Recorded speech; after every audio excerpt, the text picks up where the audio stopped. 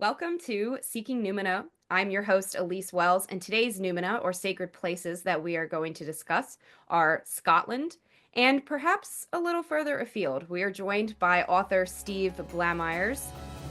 Welcome to Seeking Numina.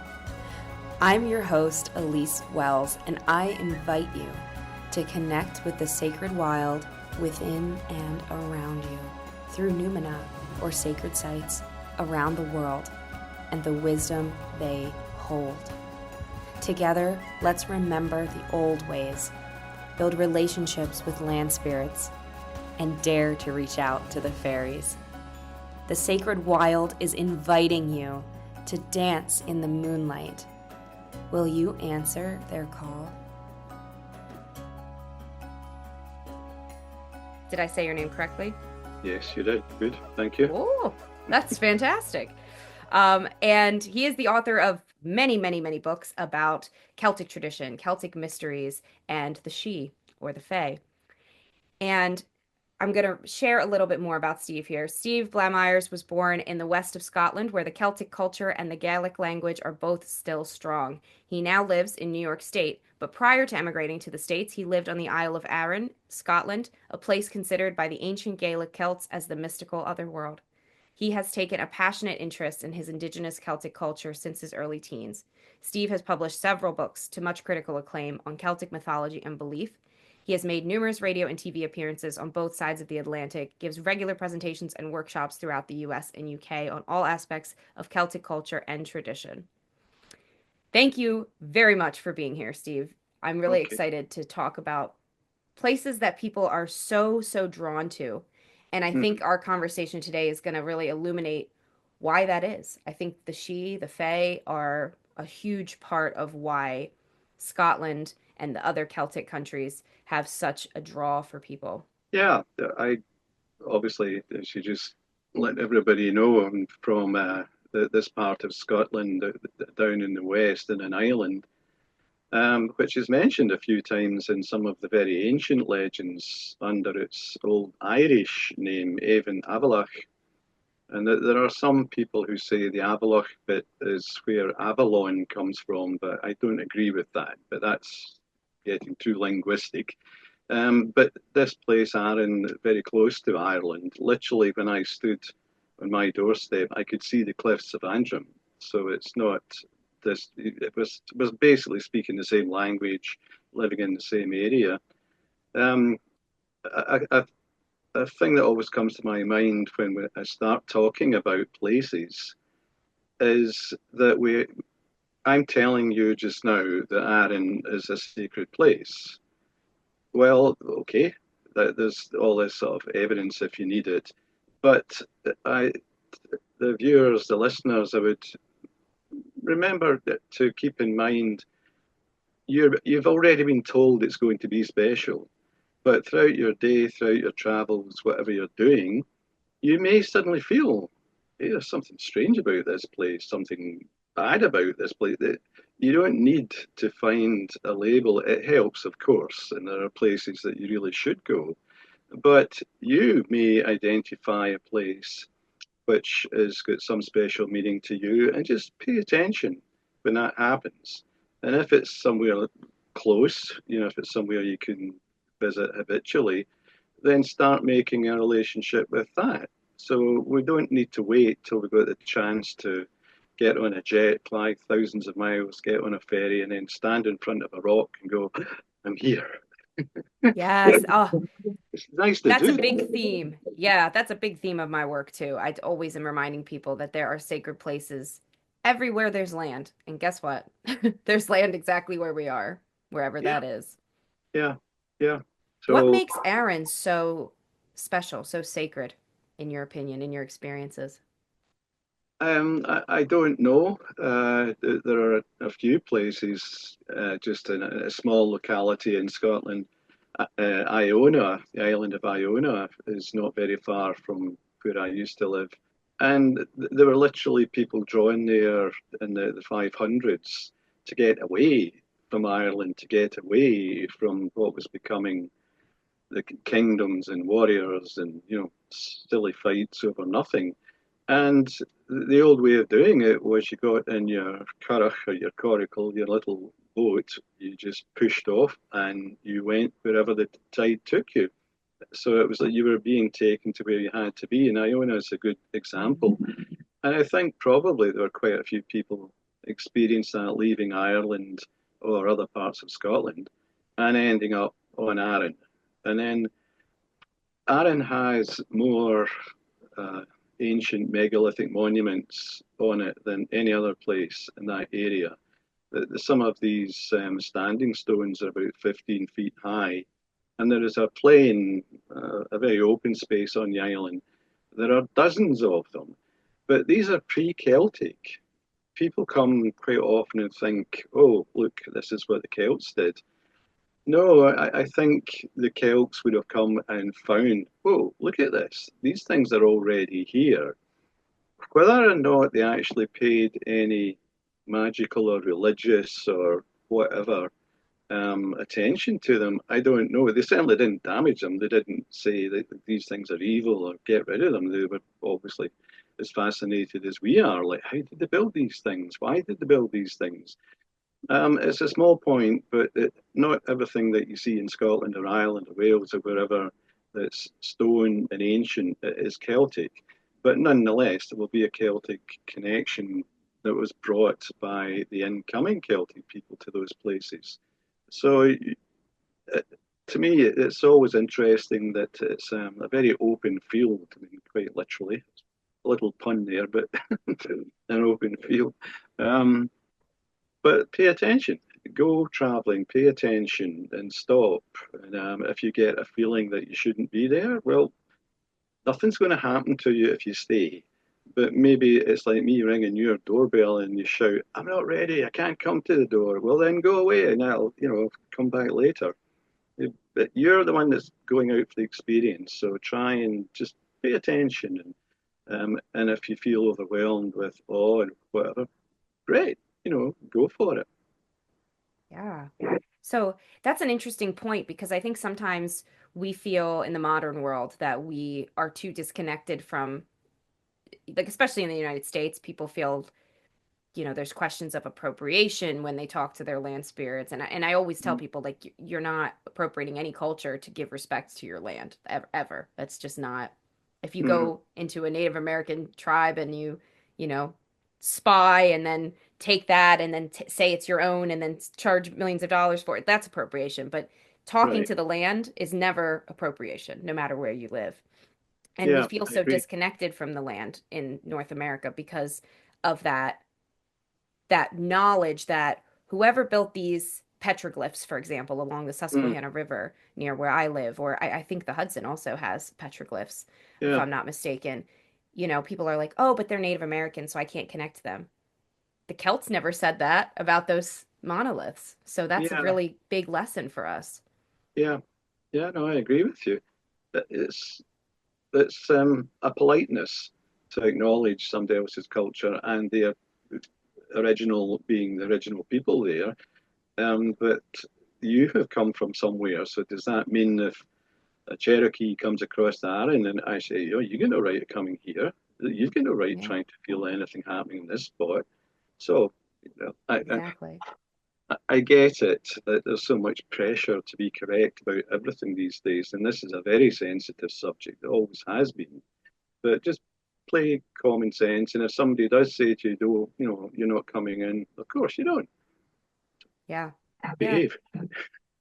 Well, and that's my question to you about the Fae or the She. So many people assume that they're scary. And I think a lot of that does actually come from the Celtic cultures. The Mm, Irish mm, myths particularly come to mind as fear the Fae, beware of the Fae, don't say thank you. These different things we hear. Don't even call them fairies, call them the good neighbors. Um, where do you think that comes from? And do people really need to be worried about the Fae in Scotland or Ireland? well, the last question first. No, they don't need to be. But of course, we have literally thousands of years of stories of bad things happening and good things happening. But I think, first of all, the word. means a mound. It's not the name for the people. That's the Gaelic word for a mound. Looking in a field, there's all flat, and then there's a big bump. You would call it a she. But there is, of Mm. course, there's a few legends saying various gods, depending on which version you're listening to, allocated them out to the people who went to live in them. So now they've got that name. But it's interesting that they didn't just change just the name meaning a mound. They kept that. Like we would build a house and give it a name. You wouldn't just build a house and say, well, it's a house. So it always attracted me, well, how do they feel about it? And one of the subjects of um, the book that I've just published is I've been thinking about this for a very long time. What is the mythology that the she tell to each other? So you and I are communicating right now about them. Fine, nothing wrong in that. So is there somebody sitting in their she with their she neighbour saying, "Oh, I wonder what else is out there," and coming up with a mythology? And when I started really reading into like Fiona MacLeod, that's exactly what she was trying to do in a way of giving us information in the hope that she would get reciprocal information coming back. And there were a few people that realised what was going on. Um, William Sharp was a physical being through whom she used to do most of her writing. And I always say that Fiona MacLeod killed him. She was driving him more and more. He was rather weak all his life, but the amount of output that she got from him is incredible. Um, but he literally paid for it. I'm sure he wouldn't mind. um, he was a very he would have been very happy about that, which sounds a bit odd, but he always wanted those experiences. So there's also, again, I was saying, about is this sacred because you feel it's sacred, this land, or not? So what do the she sit down at night and talk about? And when you go through the Fiona MacLeod writings that have been left, there are several places she clearly states that the people of the Fae believe in the old god of Sether, Tether, Kether, names that I've never heard anywhere else. Dalua is the one you do want to avoid. And I can't even find anybody today that's got that name or had that name. These names, and by the way, she created the name Fiona. The name Fiona didn't exist before 1893. And it was because William Sharp was writing under her name, and the books were selling like hotcakes, as they say. But William Sharp always said there were a few people knew it was him, and he called it the secret. He always said, if the secret gets out, Fiona will die. And that was the word they used. And she just said, okay, get out of bed. You need to start writing this stuff down. And he did. And I've seen most of the manuscripts. And he did. And he died young. And everybody stopped buying the Fiona MacLeod books. So in essence, she did die, which is quite interesting. What was that all about? Um, but that's the place where I started thinking that this is definitely not Celtic, but there's a lot of Celtic culture because they are stories. So you and I are talking just now. We could be talking in Gaelic about how we're going to go out and bring in the cows. But then later on in the story, they're getting deep into the sort of fae, deep into Celtic mythology. So it's just mixed up. And I like that. It sort of puts you on your toes, like, wait a minute, who is this guy that's just come into the story? Why is he telling this event? And sometimes things happen and you don't really see the point of it. So you can read and read. And it's also, of course, interesting that he made that, or she said, this is her name. And I've said that to so many people who said, no, no, no, no, no, no. I had a great grandmother called Fiona. And when you look up the records, no, you didn't. I actually went to the Church of Jesus Christ of Latter-day Saints, who have the huge database of everybody's names. And I asked the guy at the keyboard, can you search for any record, a birth, a death, any record? of Fiona before 1893, anywhere in the world. And it was one of those screens where there was literally a little dot going across it, and it just suddenly popped up, no matches. So I thought, thank goodness. So it's a thing you'll hear in movies and books from the 16th century. Fiona, come over here. No, sorry, she's not there yet. It's not important, but it's interesting that how quickly that came into the public eye. And it was because all these Victorian families giving birth to little girls had just read a Fiona MacLeod book that they loved, so she got the name. In a way, it was genius because how else is a non-physical being going to communicate at that level? So she just had to do it through William Sharp, who basically understood he was a conduit, and at times did actually say, "No, enough, stop, I need a break," and refresh himself. Wow. And I think the book have tried to bring together as many. There's lots of obscure references, things literally written on the back of an envelope, and I think this is not Celtic, but it does fit in with the whole Fae image of what their mythology is. So that's what I'm trying to do, build up. If there's any more references I can find, or places to go to, that she mentioned a lot of places in Scotland and Ireland. She was a friend of, I keep saying she, but it was always William Sharp. And people kept saying, "Well, where is Miss MacLeod?" And, "Well, she's out sailing in the Clyde. I can't reach her." And he managed to deflect it very well. Uh, but I think she was coming in, almost doing what we are doing, trying to analyze something that she didn't understand about her own mythology, because she asks questions all the time. But if you start reading, I try to pick out in the new book the probably the easiest books to get that are been reprinted, and where to find others. But most of the book is actually chunks from her writings, 4 or 5 pages, and then I spend more time on it, saying, just pay attention to this. This is important.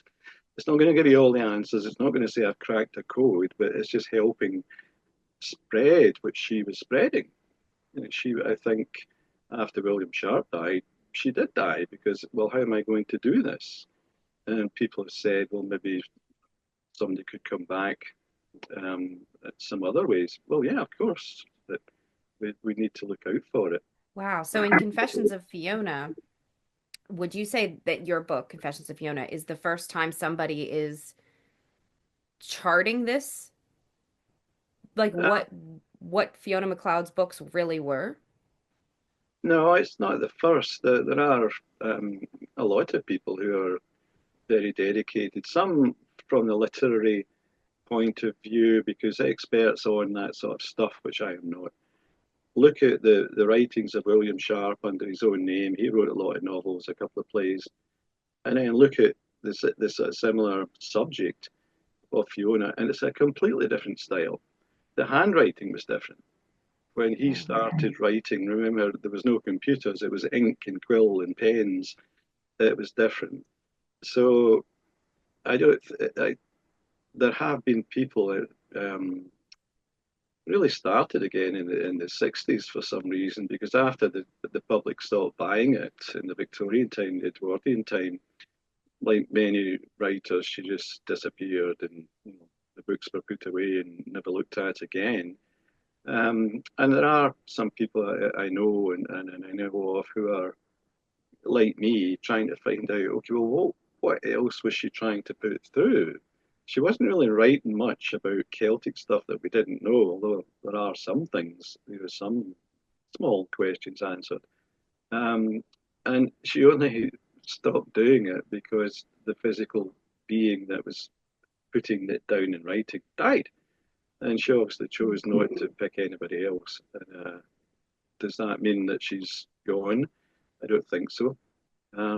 Like this morning, before now you and I started our conversation, I think Fiona was playing some games with us.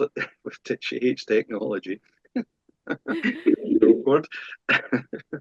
That's funny. But also has a sense of humor, so you have to be careful.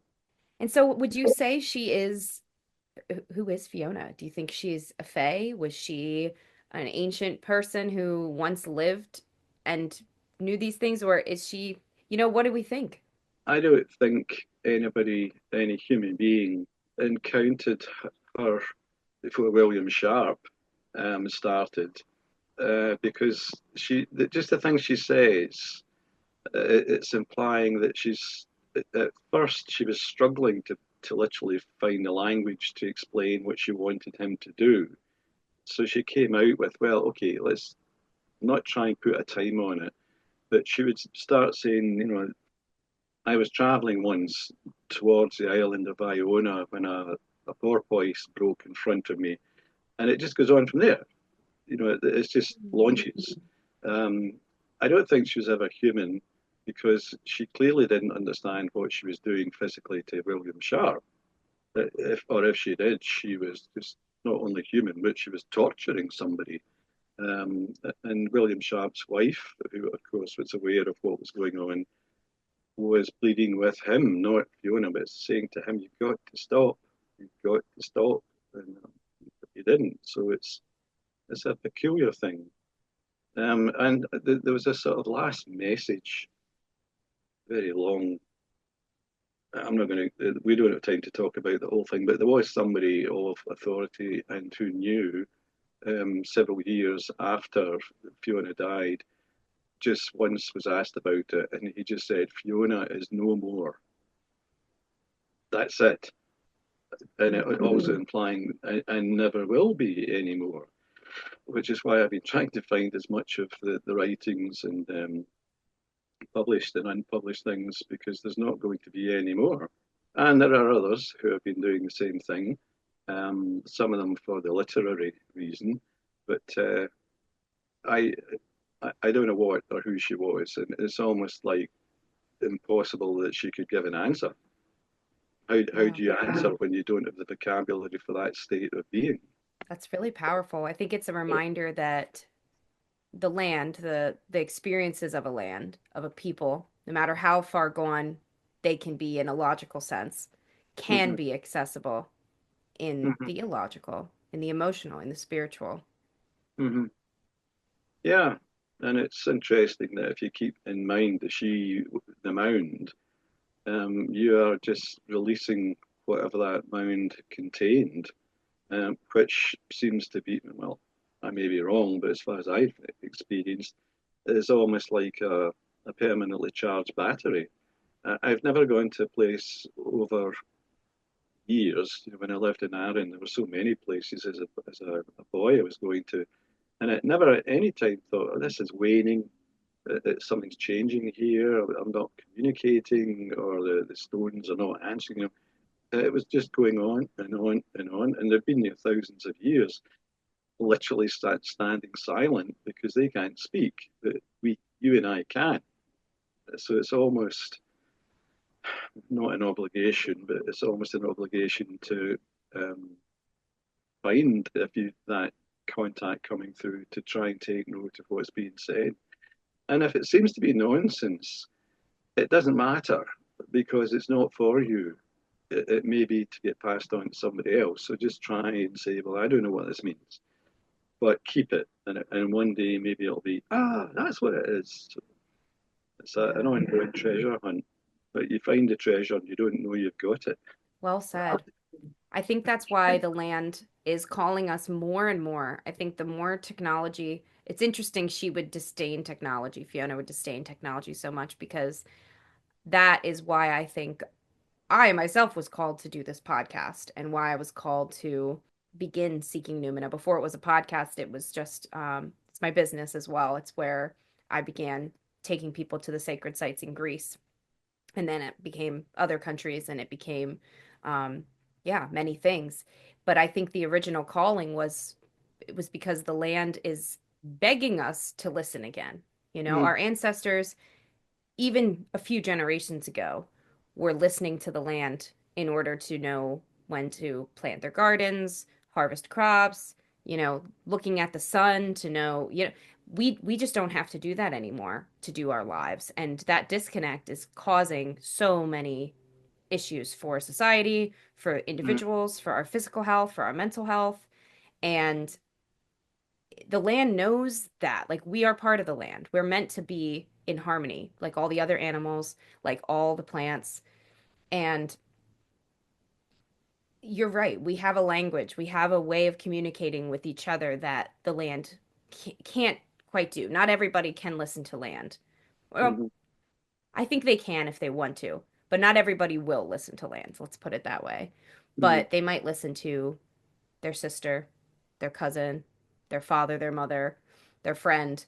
And so, those of us who can and want to stop and listen to the land will speak and it mm. will give us the messages that maybe aren't for us. Maybe we do, you know, make sure not to use chemicals on our lawn, but maybe our neighbor doesn't realize how bad that weed killer is, Like it really does start that small in Yeah, bringing back our connection to the land. yeah. I've been fortunate enough to, I'm retired now, but in my working life, I spent a lot of time in Antarctica, where no human has, no human beings have ever lived, ever. It's always been the way it is just now since humans came on the planet. Um, and it's unexplainable, but every time I went, it takes 2 days and nights to sail across on the ships. You get there, so you're already, very well distant from South America. And the only word that came to mind the first time I went, I was just walking around because there's penguins everywhere, there's seals. You've been so distracted, and there's very little bare rocks. It's just ice.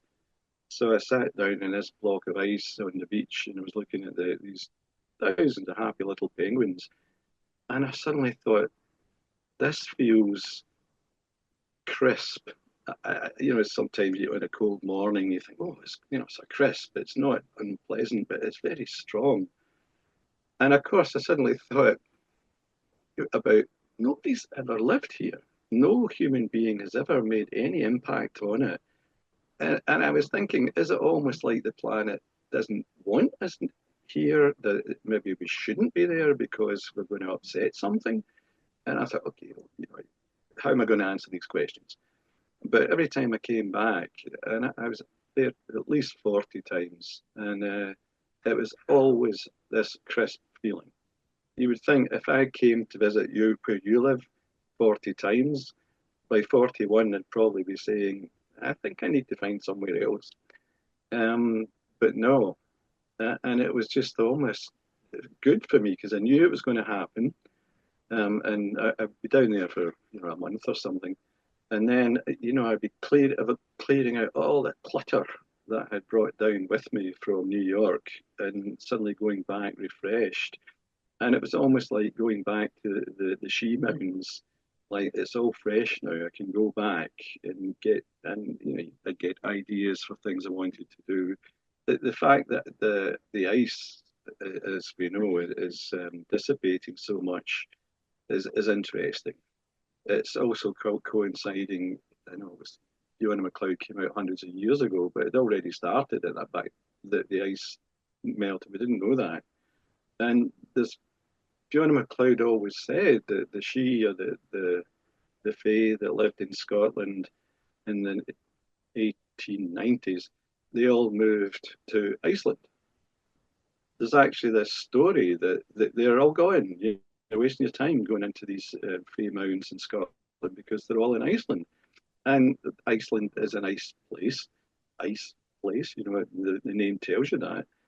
And I'm sitting in Antarctica thinking, nobody's ever been here. And now the Fae that live in my country have moved to another close place of ice that uh, also previously to the Vikings coming, no humans ever lived there. So there's something about the Fae, the She, they need that space as well as the planet needing it for balance, for water, all the scientific stuff it means. I'm not going to start going out there and preaching you should stop going to, melting the ice because the fairies need it. I don't think it'd be taken very seriously, but it just seems significant to me that at both ends of the planet at the same time, these mythological beings were being told to go to another place, and we've sort of been stuck with just the ice that's left there. And if you ever get the chance to go to Antarctica, I would say go, but it's not easy and it's not cheap. I know that, but it's an amazing place. Wow. Yeah. I'm really glad we got to talk about that because I've never thought about, we talk about going to untouched landscapes, but I mean, that is a different level. I mean, there's literally, like in my book, Sacred Wild, An Invitation to Connect with Spirits of the Land, I have a section in there about connecting to land spirits in urban environments. And, I have an exercise there to help reach below the egregore, like, because you have to face that realization that there's human energy that's going to be more present in cities than the land spirits. So you have to dig, you have to get beneath it. But I Mm-hmm. can't imagine the openness, the open connection that would be possible in somewhere like Antarctica where there would be no human egregore. Mm-hmm. That's amazing. Amazing. Well, thank you for being here in the Seeking Numina podcast, Steve. This was a really, really fascinating conversation. Confessions of Fiona is available now, as are all of your amazing books. I think you have 11. Is that right? No, I think it's definitely six, but Oh, this I don't know this where I this got one 11. the current one was the current book, The Confessions of Fiona, starts with material that's already been out, but now it's been added to, and but it was necessary to repeat some of it unless you wanted to go and buy the previous book, which is about the same size. And so it's, I don't know, five or six, but there are still things coming up. There's still manuscripts and such like being discovered by either William Sharp or Fiona. So the name that I should explain the word confession is I'm using it in its old sense, meaning to tell somebody something really important. It's not like Mm. going to a confessional and saying, I've sinned, Father, please forgive me. This is saying like, hey, this is a confession. You must read this because this is important. So it's just, and I'm playing with it a little bit because people are going to think, well, what's she confessing? Is she done something terrible? It's a good way to get you to start reading it. Yeah. Yeah, it caught my eye. And where could people follow you, find your work, buy your book? Well, the book is, I think it's out now. Um, so just, the usual sources online and the bigger booksellers. I don't really do much uh, public talking um, these days. I've got other projects that are going which have absolutely nothing to do with this, which is quite healthy. But occasionally, I'll get asked to, like yourself, for example, give out what you have and go and do it. I'm not saying, no, you'll need to buy these books, that's it. There's not going to be any more. So I don't feel like writing another one because I've been writing so many for the last so many years. But they're easy enough to find. And with my name, Blamires, you'll find me very quickly. Yeah. Yep, you do. You come up first result on Google. So I'll put that in the description in the podcast description below. And yeah, thank you for joining us today. Okay, Faristo. Oh, look at you in Greek too. Parakalo. Thanks for being here. Okay. Faristo. Thank you for seeking Numina with me today. Join me at patreon.com/Elise Wells to support this show and get access to a library of rituals, exclusive videos, meditations, and more. To learn more about my upcoming retreats, book a tarot reading, or learn with me in workshops, classes, or mentorship, visit seekingnumina.com.